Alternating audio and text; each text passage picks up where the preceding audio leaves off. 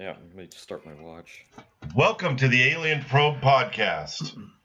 Today we'll be exploring an oral history interview with Albert M.Chop. Actually, won't have Albert M.Chop here. This is from 1999. And joining us is Dr. Bill. Welcome, Bill. How are you? Hey. I hear it's 68 degrees or 60. What is it out there? It was 63. In Florida? Cold. Yeah, it's cold. It's freezing. I know. That's why they say, well, is it 70? And yeah, it's supposed to be 75 here. It was like 85. Okay. Well, we're done with the weather report, and we've talked about our boys. And tell us about Mr. Chop, Bill. What's his? I know he was a reporter turned Pentagon evaluator of the $100 hammer or something.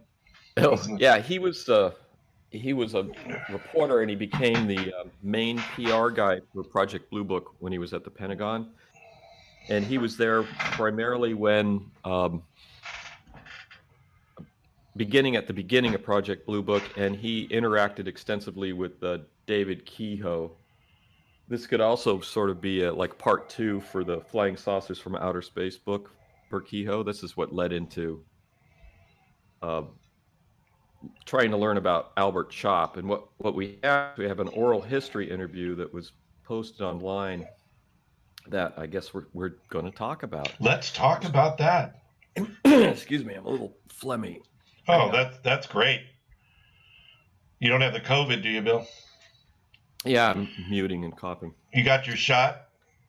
I'm half a vax. Well, which one did you get? I forget. You did tell me. Same one you got, Moderna. You got Moderna. You didn't feel even a little ill?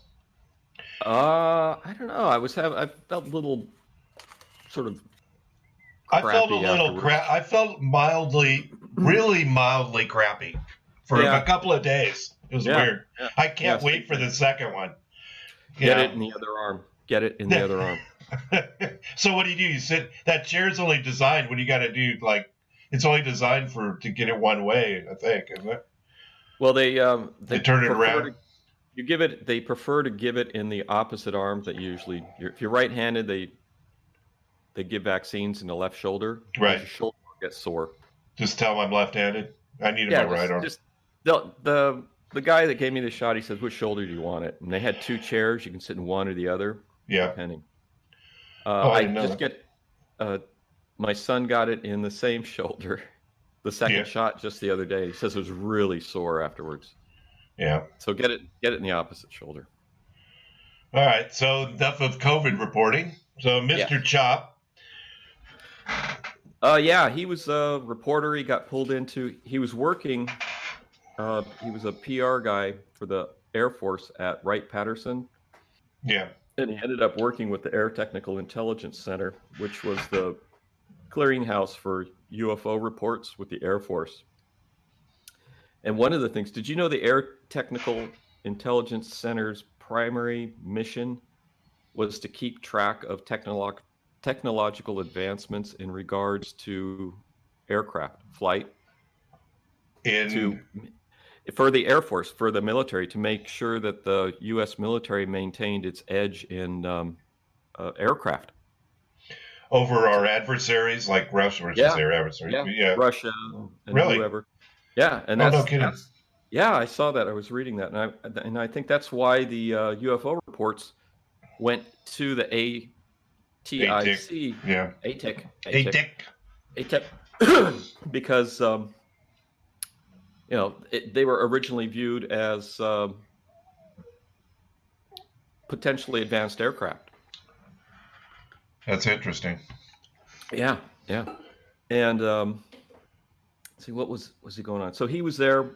Chop was with at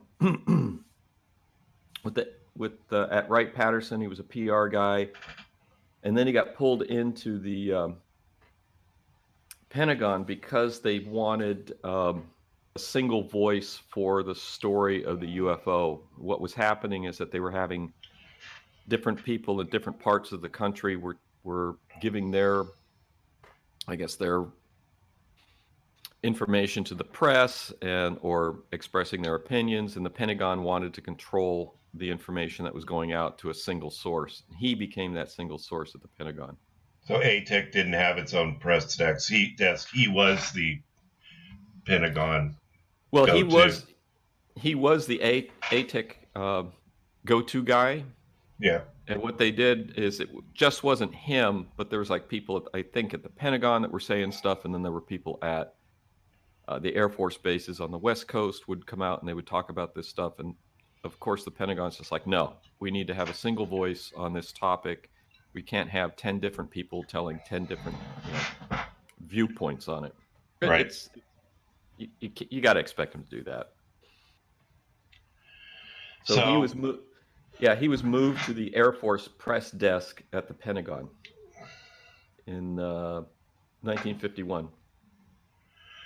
So some of the things that he's moved to that, and then he would go out. I know one of the, I don't know if you wanted to talk about any of the incidents. Remember the incident with the radar? He got waking up in the middle of the night to go down because there were.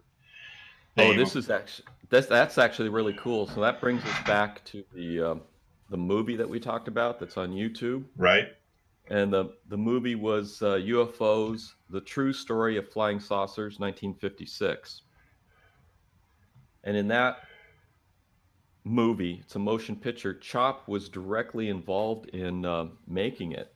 And one of the things that he said in this interview is they asked him how accurate that movie was. And he said this is his words. He goes, it's very accurate. It's extremely accurate. And that was one of the requirements for his involvement in it. Right.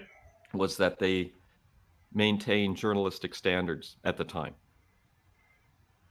And in that movie, sort of to recapitulate, it says there was two movies shown. There was one where you can see two flying saucers sort of going across the sky behind a water tower, and another one where you have a bunch of them sort of meandering around in the sky, and then one of them flies off. So interestingly on that, I was reading an article in this magazine that I keep mentioning, The True Report on Flying Saucers from 1966, and there's an article by Ruppelt in there. Now, Captain Ruppelt was the Project Blue Book head at ATAC at Wright-Patterson. Right. He reported to General.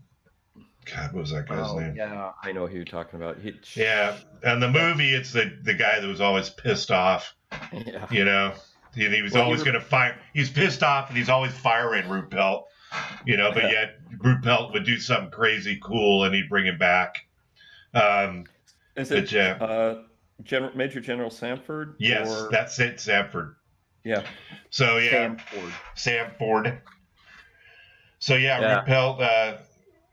You know, so Chop would go to had a relationship with Ruppelt, right? He was with Blue Book. Yeah.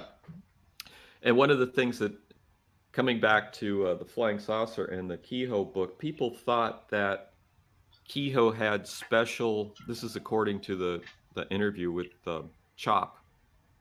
And we should say that this interview took place in 1999 when Chop was 83 years old. Yes. And he and he's pretty sharp for 83, I gotta say. Yeah, no, he's definitely with it. So the movie so we should come back. We're talking about the General Chop. Oh, Kehoe's special access. All these reporters thought that Kehoe had special access with the Air Force. Chop was saying he didn't. No, but he was standing on Chop's decks 3 times a week, waiting for information. Yeah. Well, he kept saying in the interview, he said it a few times. He said that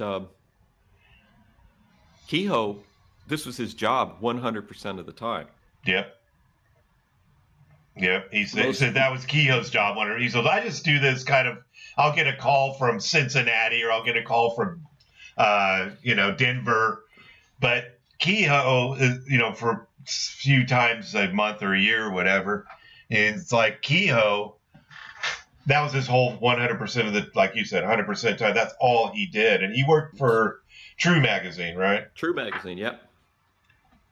And so, but there's another thing that came out in the article that was interesting. The official policy at the Pentagon was if a reporter asked for a report on a specific sighting, they would give it to the reporter. But the reporter had to ask specifically for a specific report.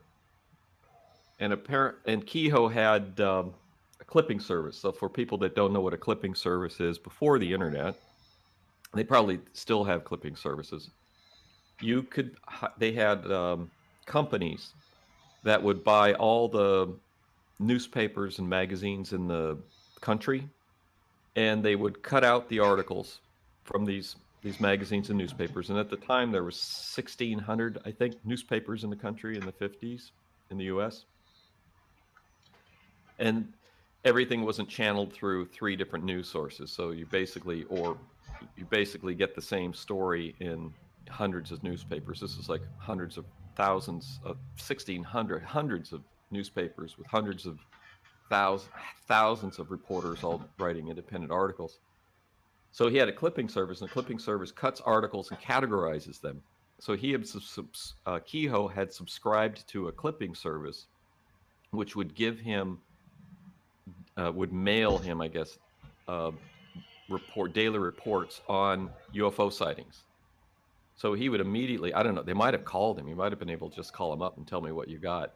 Right. So he'd have all the specific information from the local newspaper. He would go to Chop and he'd say, I want the ATIC report on this sighting that happened in, Montana on the 23rd. Right. And because of the policy with the Pentagon, if a reporter specifically asked for a report on a sighting, they would give him the report. So I don't think Kehoe knew this, but he had developed a personal inside track on these reports from the Pentagon. And other reporters like, he's got special relationship with the Pentagon because they give him everything he asks for. So I thought that was an interesting policy. It's like, yeah, we'll give you anything you want. It's like the Freedom of Information Act now. Yeah. They'll give you anything you want as long as you ask for it. Why did it seem so hush? I mean, remember growing, everything was a secret, and they didn't. It didn't seem like these were was what we got. There wasn't anything that wasn't said. Of course, there was, right? Yeah, I mean, then you got to come back. Well, Chop. Well, there's a couple things. I just picked up and read a little bit it's also in the article, but Edward J. Ruppelt actually wrote a book called Report on Identified Flying Saucers, and he has a lengthy article in this True magazine, Report on Flying Saucers. Right. He insists that the Pentagon was not hiding anything. He says they're completely open. They're not hiding any secrets. Kehoe, on the other hand, and we both have this copy of his 3rd book, which is The Flying Saucer Conspiracy. Kehoe, in that book, which we haven't read, so I'm speaking without knowledge, apparently in that book, addresses the cone of silence that he believes is in place with the government and the Pentagon that is hiding and not revealing all information. And he also reports that in another book I just picked up, which was the UFO evidence, right? Which was by Kehoe's organization, that the National Investigation Committee on Aerial Phenomenon. And in here he has a chapter on background of secrecy of the Air Force investigation, official regulations, history analysis of the official UFO investigation. That's so you have 2 different camps. You have Ruppelt, whose book and his article, he seems, reading his words and reading his books a little bit, he seems like a guy that you would like. Yeah. He's like somebody that you would enjoy talking to, and you'd feel like you'd get sort of a straight answer. He says there's no secrecy, but he was only a captain. So if there's secrecy, and you don't know how far he was and how how much access he had to information. So I'm saying there's a lot of secrecy involved. Well, the CIA, I mean, remember the CIA came and asked Chop, he thought Chop had told the media that the CIA was involved in these saucer sightings. Of course, Chop said, didn't even know anything about the CIA. So the CIA, there's a level of information that's being released at the captain level. Yeah. And the general level, and then of course laterally probably the CIA and higher, not laterally but higher, the CIA is involved in certain things that we may never know about, probably will never know about, regardless of our recent Freedom of Information Act, which most reports are redacted so badly you can't read them. Well, I'm hoping that so basically what we're doing is we're sort of doing like a historical investigation. Yep. And by looking into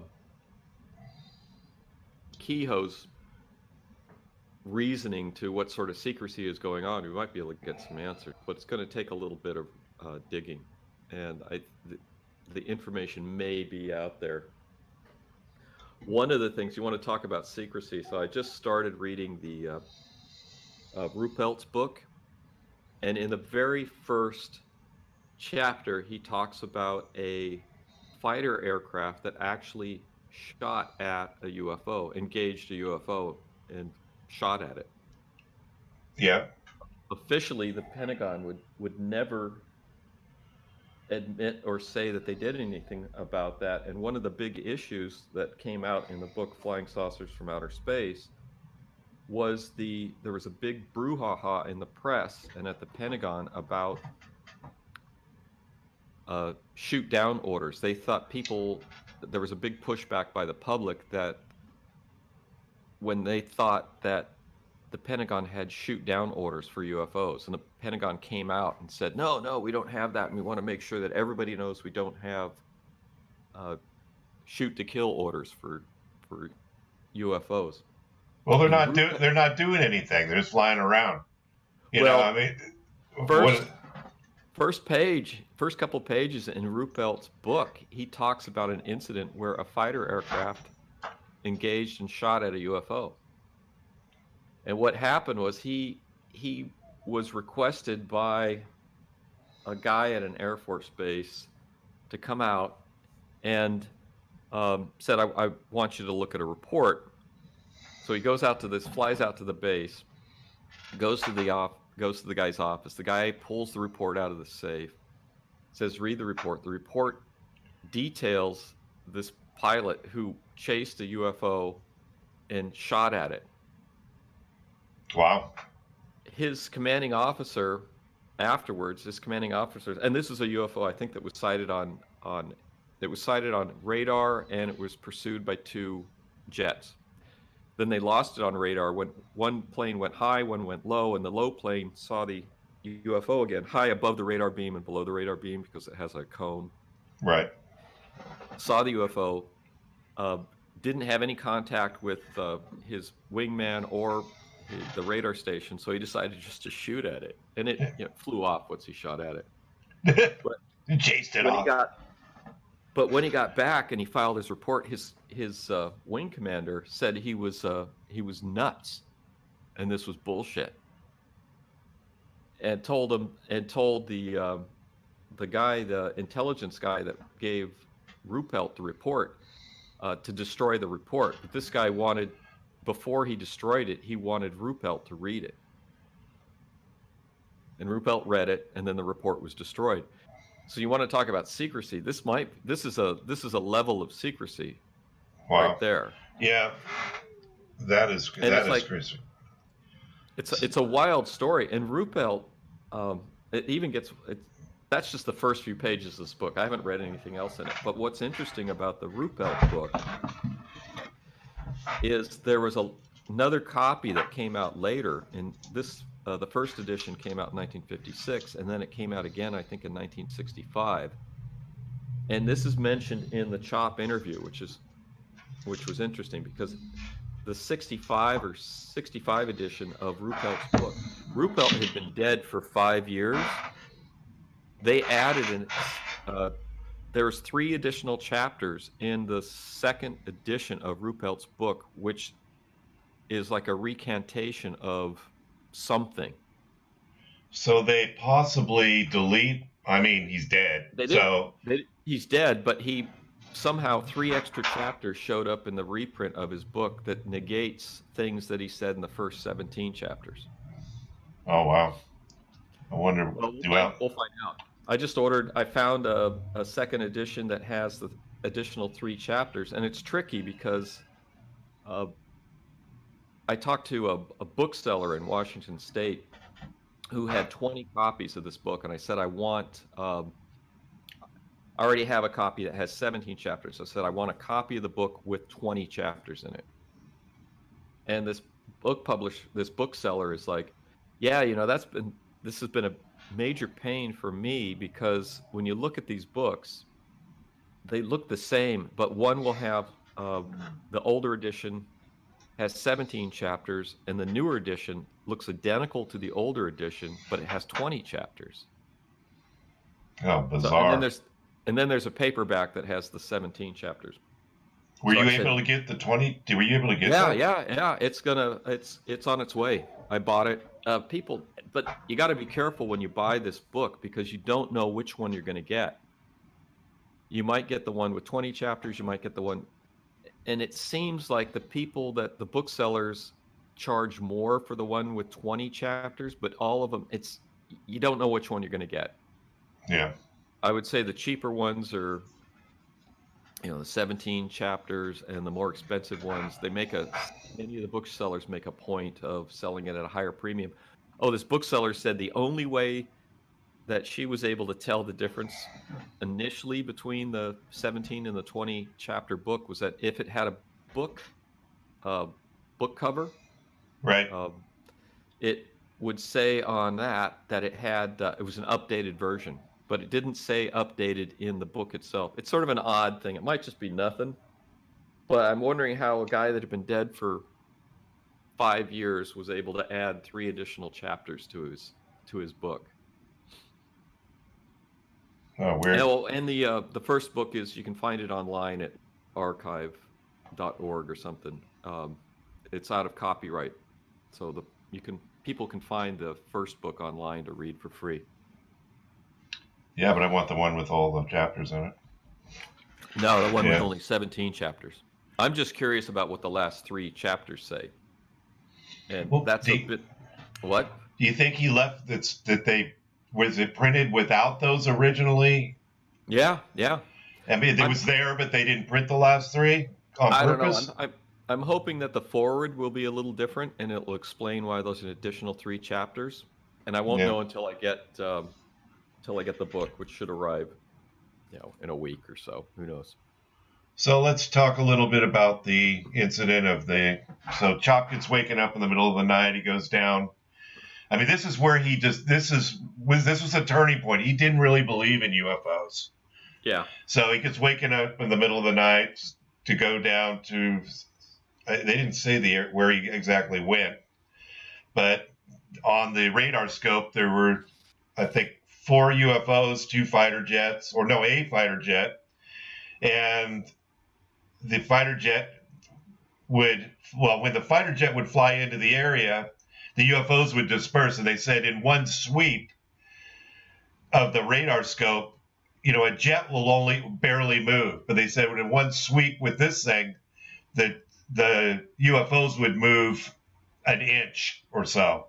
So they said it was a phenomenal speed, and it was apparent that these things were real and real fast. Yeah. And then later, the jet does a maneuver, flies right into the middle of him, scares the shit out of him. And, what do I do? What do I do? And nobody in that room, they had a lot of press there. They shoot out the press earlier. Yeah. And everybody kind of looked at each other like, I don't know. And they just randomly dispersed. And, it was like I don't know what happened with the debrief with him, but that was that was the turning point with Chop when he said, now I am a believer. There's something up there, and these things aren't from here. Yeah, yeah, that was a big turning point for him. I love the pilot going, "What do I do?" when there was Yeah, 4 of them all around him. yeah, And that actually, one of the things that Ruppelt said in that article that I read for that sighting, he says, "Well, they were saying that there wasn't a temperature inversion, but if you looked at other weather stations around the area, there was a temperature inversion that could cause a false radar signal." And but he doesn't talk about the pilot seeing him. I got to hang on. He doesn't talk about the pilot seeing him, seeing the things. But Ruppelt, Ruppelt wasn't there. Ruppelt was in Ohio at the time. He came in the day afterwards. yep. So he wasn't there in the radar room. He wasn't there for all the stuff that happened. The reporters also got really pissed off that they got kicked out of the radar room.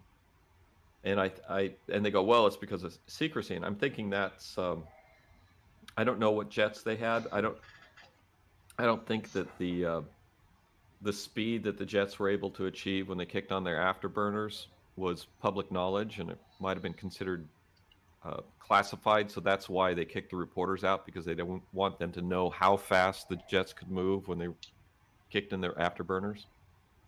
Right.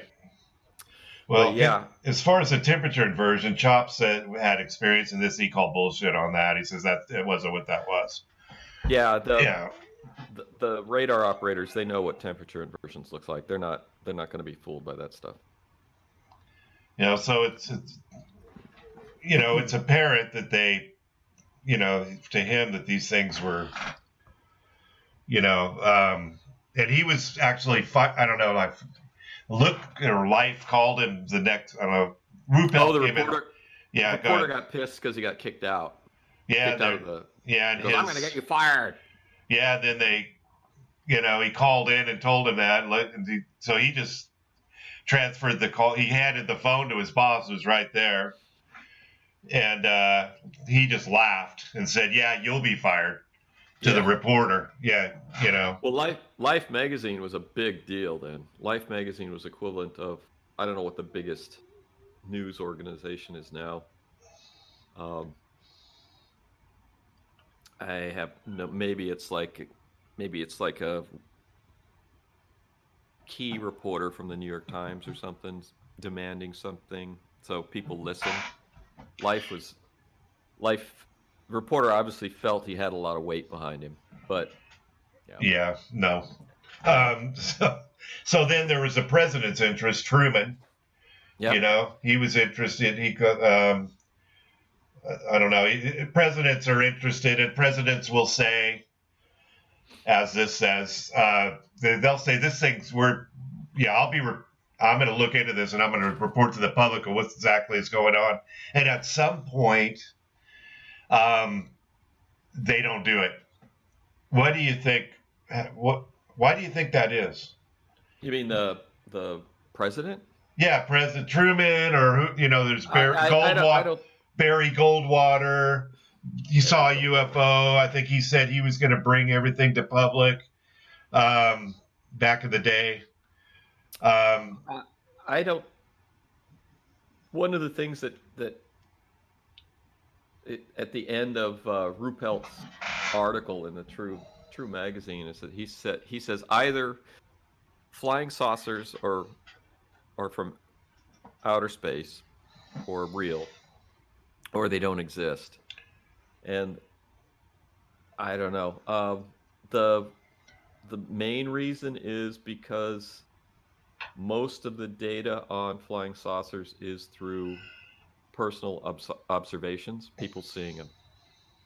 And one of the things they keep pushing in, like in Kehoe's books, and Ruppelt pushes this, and the big report that he just picked up, they push the professionalism of the people that do the sightings. They're pilots, they're engineers, they're radar operators, scientists. Ruppelt apparently has seen a UFO and has seen a Foo Fighter. What Ruppelt was is the difference? I thought a Foo Fighter was a UFO. What is there? Foo Fighter's a little different, and I have to finish doing. I'm putting something together, and we'll talk. Let's talk about Okay. that when I'll Okay. send you what I put together, and then we'll talk about it. But I have a Okay. few more things to do, and I have some ideas. I have some You have thoughts, some thoughts. deep thoughts. Um, but Ruppelt he said he'd actually seen a UFO, and then he saw a Foo Fighter when he was bombing Japan. He was a B-29 bombardier in World War II. And Goldwater saw it. I think Eisenhower might have even seen a UFO at some point.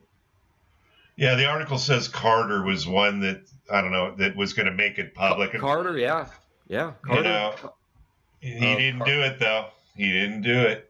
He's like, no. So at some point, somebody is telling him.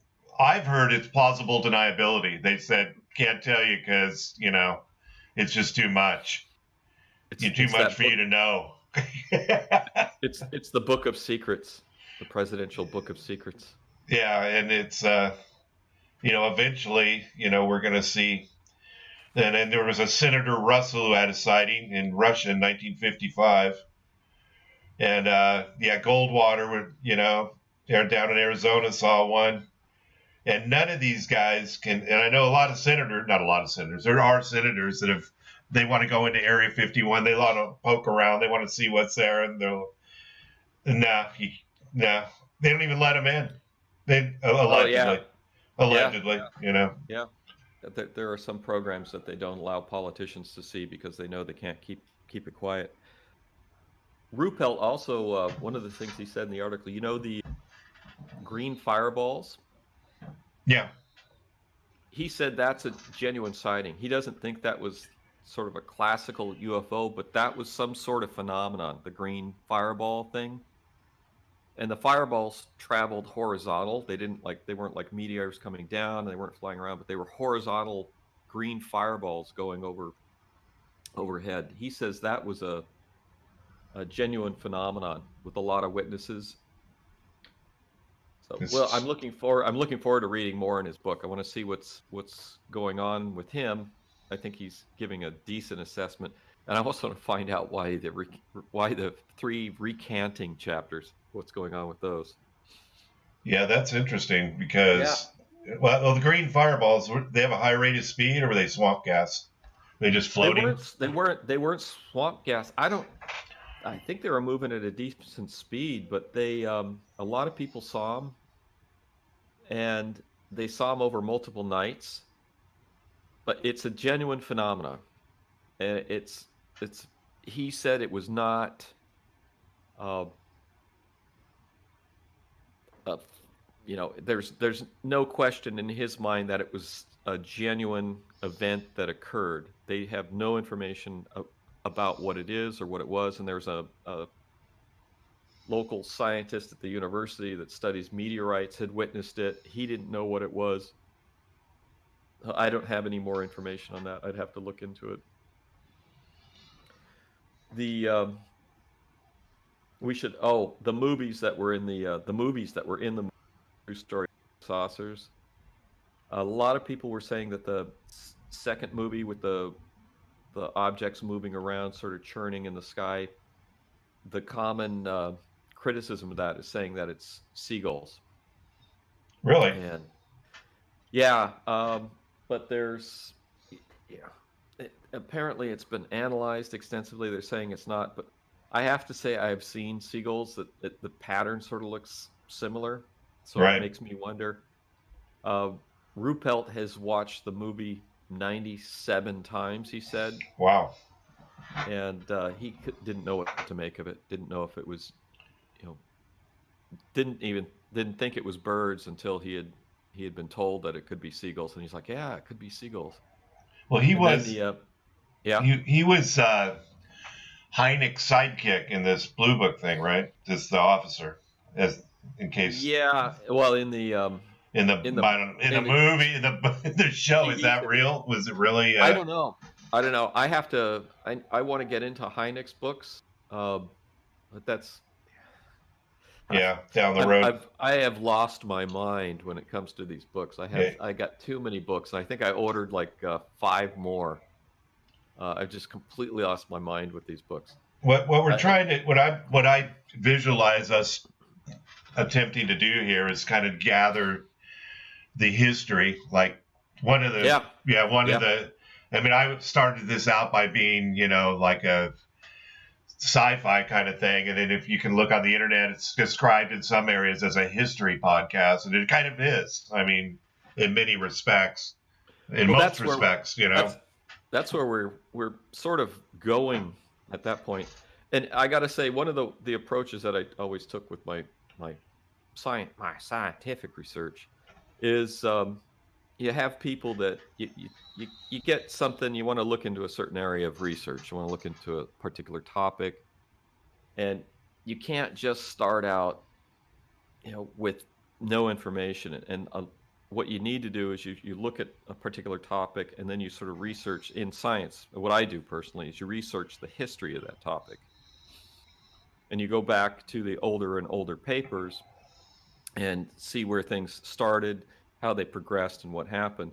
And quite often, you'll find um, very very bizarre things that you'll see uh, with assumptions that people make, and then it's just like someone will screw up in a paper in the past, and then it just gets propagated yeah, because people haven't analyzed the what's going on, and then they just look at this paper and go, oh, this is what they say, and this is the way it is. But then when you go back and you look at it, so no, this isn't true. I mean, this is slightly different.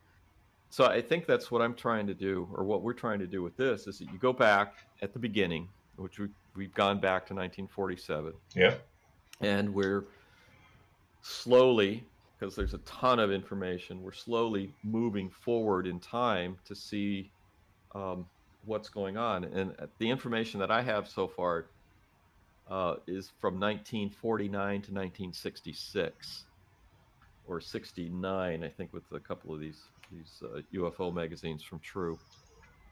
And it's I mean, it's a process. There's a lot of reading to do. And it's funny because I look at these, like, I thought this was going to be a joke. I thought this was just going to, oh, I'll look at this and this will be fun. I'll look at it. I'll be able to yeah, laugh. yeah, But reading Kehoe's first book and and verifying the information in the book and the people and stuff, and it's no joke. I mean, it's Kehoe's a true believer, and he believes that flying saucers from outer space, and I think that's a weakness on his part. But this, he's an honest writer. He's not making stuff up. He's not pretending to see things or blow things out of proportion to make a buck. He's a true believer that's trying to find answers, although he's uh, predisposed predisposed predisposed I don't know predisposed, predisposed. predisposed in believing that UFOs are from outer space. And Ruppelt says, yeah, they're from outer space or they're nothing, is what his opinion was. Well, that's why I like this interview, because we're hearing it right from the horse's mouth, so to speak. And Chop says, like you said, if they ask us for the information, the press, then we give it to them. If they Yeah, specifically ask for something, specifically ask for a specific sighting. Yeah, It's a it's a sneaky way of being open. yeah, It's like, we'll give you anything you want if you ask the right question. yes. You must ask the right question. Right question, yes. But so Kehoe took it serious and took it very seriously. Ruppelt believed something was going on. The thing with the UFO, just in the first few pages of his book, where a fighter pilot shoots at a UFO, is awesome. And that's not BS. He's reporting it as he's not somebody who's going to make this crap up. Yeah, it's Yeah, I see where Chop is stating, and they look like seagulls, like you just mentioned. Yeah, Yeah, I think it's a possibility. So, and also they said that Ruppelt also said that the two objects in the area where the first two objects were seen going past the water tower in that movie, there were two F-94s were known to be in the area. That said, uh, the UFO evidence book that I got, which is put together UFO sightings by Kehoe's organization, it's got a very serious scientific board and people on this organization at the time. They don't think it was seagulls. They think it was they don't think it was anything. You couldn't attribute it to balloons or signals or seagulls or anything like that. They think it was genuinely UFOs. I'm going to put a question mark for both those movies until I want to read a little more in the UFO evidence book and maybe watch them a few more times. The thing that you can look at with that movie and say uh, that it did occur, and the thing that's genuine, definitely genuine in that movie, is the intercept by the fighter aircraft, which is surrounded by four objects. And he says, what do I do? yeah, that's crazy. Yeah. So you can't discount that.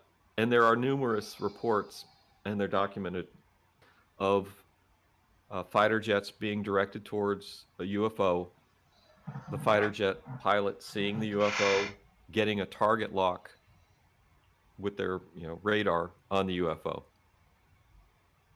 I mean, how do you explain that? What are they seeing? And it all comes down to the question of, obviously it's they're dealing with advanced technology or some sort of amazing natural phenomena, which nobody's been able to figure out in how long has it been since 1950, 1947? 70 years. Yeah, Hey, one of the things that I want to talk about is propulsion, UFO propulsion. yes. Let's discuss Um, that. yes, let's talk about UFO. In the Flying Saucers from Outer Space book, he has a chapter where he talks about the UFOs using electromagnetic propulsion. Right. And in the UFO evidence book, they talk about that too. Although I haven't read that. I was thinking about that in comparison with what Bob Lazar had said about the Star Trek style propulsion with the gravity warping or whatever like that. It's also, if you come back to the what we mentioned last week about um, the movie Close Encounters, Right. what they're showing the electromagnetic effects of UFOs supposedly. So that's one of the things that people have reported on, that they think that the UFOs are using electromagnetic propulsion. Yeah, Lazar, I think, said something about the way it works, because so you don't get liquefied into a bulkhead when the thing takes off. Well, Is yeah, you that have to. it actually pulls inside the ship? Like I know, inside the Yeah, ship, it stays like you and I are sitting there, and yeah. then outside the ship, it's being actually pulled. Something happens Wait, electromagnetically, like you said. It's actually being pulled, so it doesn't affect the inside of the ship, so that yeah, they they're can have, go ahead, think yeah of. they're warping space or something, so you Yeah, don't it's have to. folding. I don't know, like a wormhole in front of the ship. I don't know, micro wormhole. I don't know. It was so. The interview was so bizarre that it was, like I said, you listen Well, to. it sounded. I mean, it sounded very. It sounded Star Trekky, which was okay. Yeah, The one of the things that I saw, I don't know where I read it, but they were talking about. It's probably one of the Ruppelt articles, but they were talking about. They felt that within a 10 to 20 years that we would be able to manipulate gravity.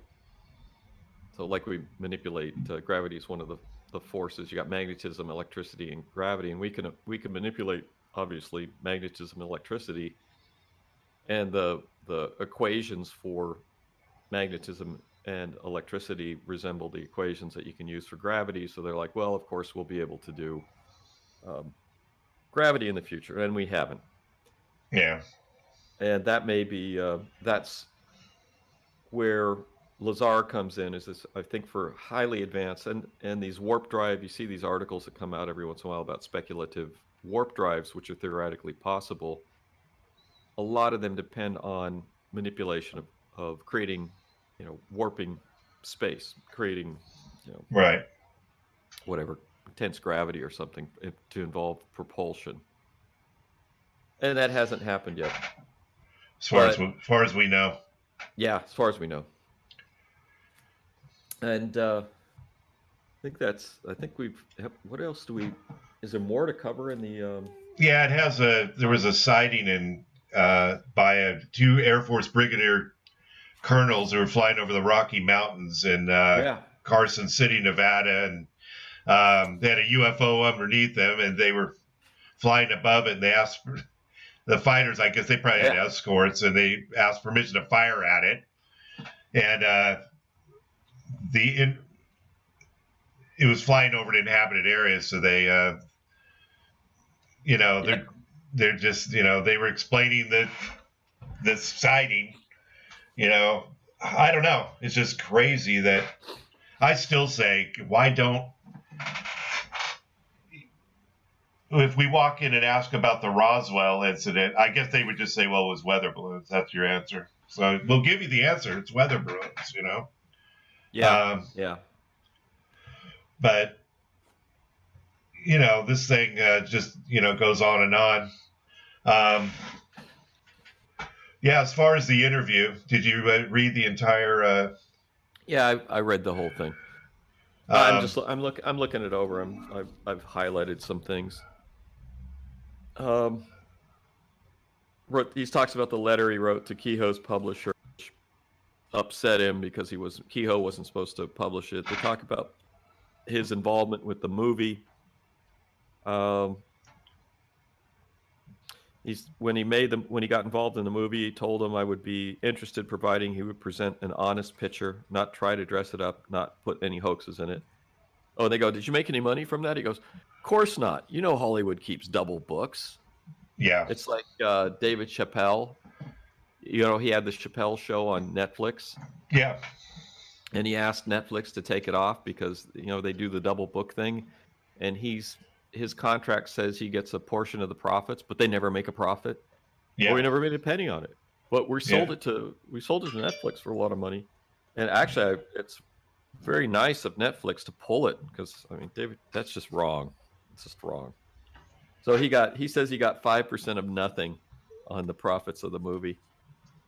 And he talks about Dewey, who's this guy who was, you had Chop, and he would get reports directly from Dewey or Ruppelt to give to Kehoe. Right. And Dewey was, I think, a level above.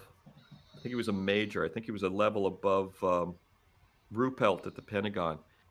And he said that Dewey was a true believer. He's one of these guys at the Air Force that believed UFOs were a genuine from space. Right. I'm trying to look up his information. Dewey, I think, is his first name. And these interviewers said they wanted to get an introduction from Chop to talk to him. And he lived in Louisiana. He's dead now. I looked him up. I don't think I looked at their site, and they never got a chance they never interviewed him. I guess they never were able to get in touch with him. He would have been fascinating to interview. And I'm looking for his name. I can't see it. It's Dewey something. And that's the unfortunate part of this. Is a lot of these people are dead. So, we're never really going to, at least Chop made it through to be able to, give his story of what, he's seen. Yeah, it's a great interview. It's a great historical document. The guy that Dewey is he was a former major U.S. States Air Force monitor of official Air Force UFO program, Dewey J. Fournette, and they never interviewed him.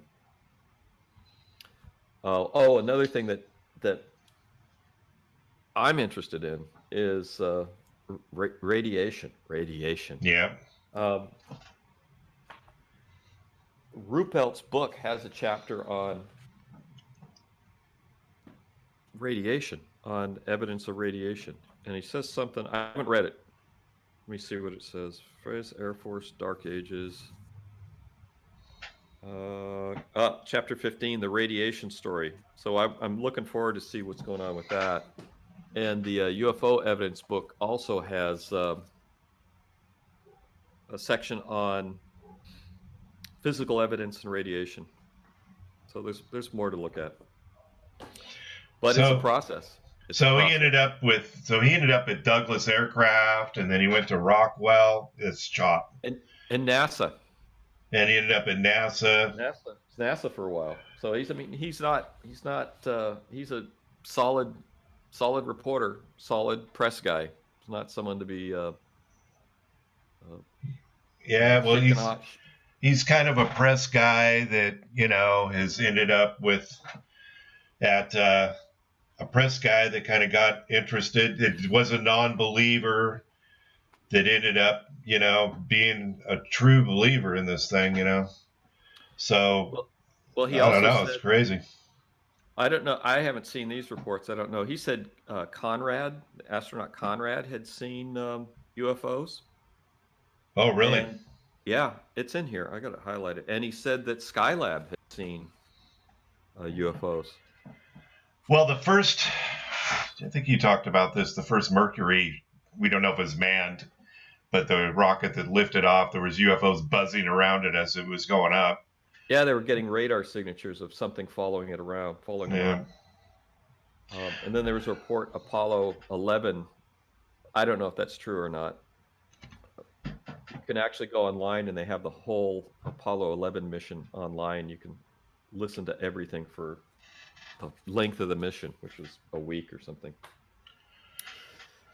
So anyway, I think we've. Yeah, let's wrap it up. Yeah. Thanks for joining me, Dr. Bill. Yep.